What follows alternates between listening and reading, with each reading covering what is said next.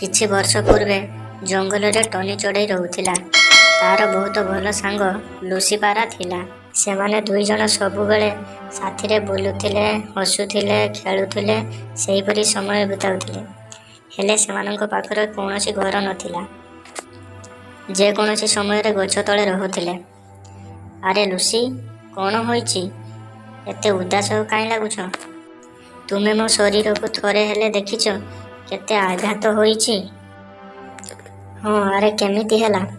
ରାତିରେ ମଶାମାନେ ମୋତେ ବହୁତ କାମୁଡ଼ିଛନ୍ତି। ଓହୋ, ହେଲେ ତୁମେ ମୋତେ କାହିଁକି ଡାକିଲନି?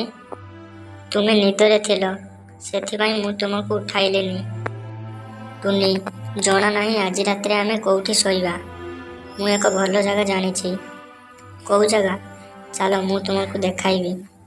ସେ ଜାଗା ଯାହା ବି ହେଉ, ବାସ୍ ସେଠାରେ ମଶା ନଥାଉ। ହଉ ଠିକ୍ ଅଛି, ସେମିତିକା ଜାଗା ଦେଖିବା।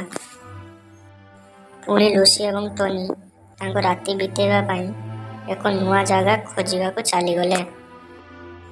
ଟନି, କେଉଁଠି ସେ ଜାଗା ଯାହା ତୁମେ ମୋତେ ଦେଖାଇବ କହିଥିଲ? ଏ ହେଉଛି ସେହି ଜାଗା। ଏହି ଗଛ ତଳେ ଆଜି ଆମେ ରାତି କଟାଇବା। ନାଇଁ, ବହୁତ ମଶା କାମୁଡ଼ିବେ। ତୁମେ ଚିନ୍ତା କରନି ଲୁସି, ଏଠାରେ ଆଦୌ ମଶା ନାହିଁ। ଆଚ୍ଛା, ହେଲେ ଏଠାରେ ରହିବା ପାଇଁ ଆମକୁ କାହା ଅନୁମତି ନେବାକୁ ହେବ? କାହାର ଅନୁମତି? ଏ ଗଛରେ ଏକ ଚିଚୁକୁଆ ରୁହନ୍ତି। ଆମକୁ ତାଙ୍କ ଅନୁମତି ନେବାକୁ ହେବ। ହଉ ଠିକ୍ ଅଛି, ସେ ଚିଚୁକୁଆକୁ ଡାକ, ଆମେ ତାଙ୍କ ସହ କଥା ହେବା। ହଁ, ଡାକୁଛି। ଏହିଭଳି ଟନି ଚଢ଼େଇ ଆଉ ଲୁସି ପାରା ଚିଚୁ ସହ କଥା ହୋଇ ସେଠାରେ ରାତି କଟାଇବା ପାଇଁ ସ୍ଥିର କଲେ। ଚିଚୁଅପା, ଚିଚୁଅପା। ଆରେ କିଏ?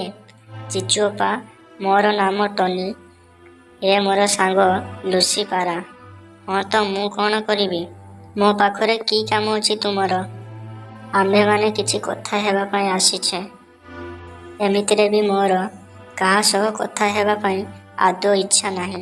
ଚିଚୁ ସେମାନଙ୍କ ସାଥିରେ କଥା ହେବାକୁ ଇଚ୍ଛା କରୁନଥିଲା, ନା ସେମାନଙ୍କୁ କହିବାକୁ ଦେଉଥିଲା। ଆମେ ଏଠାରୁ ପଳାଇବା। ସିଏ ଆମ ସାଥିରେ କଥା ହେଉଛନ୍ତି ନା ଆମର କୌଣସି କଥା ଶୁଣୁଛନ୍ତି?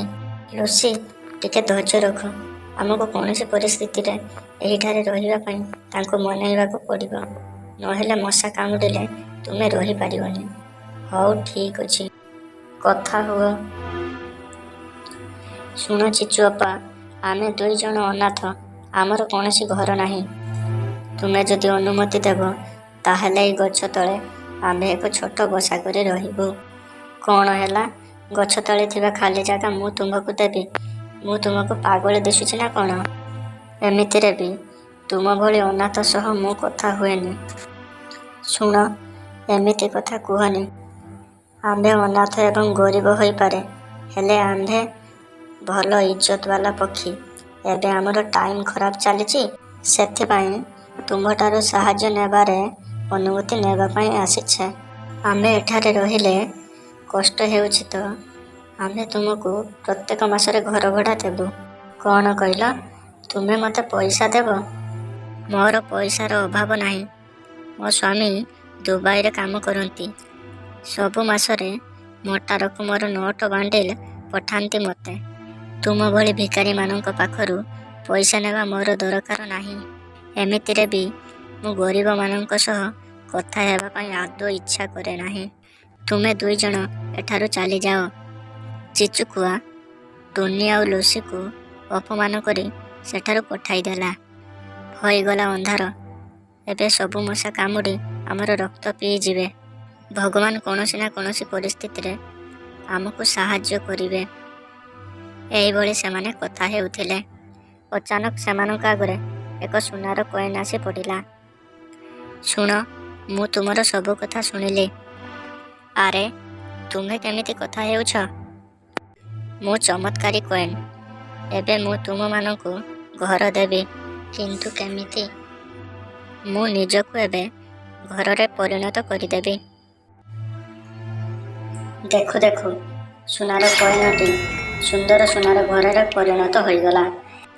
ସେହି ଦିନଠାରୁ ଟୁନି ଚଢ଼େଇ ଆଉ ଲୁସି ପାରା ସେହି ଘରେ ବହୁତ ଖୁସିରେ ରହିଲେ।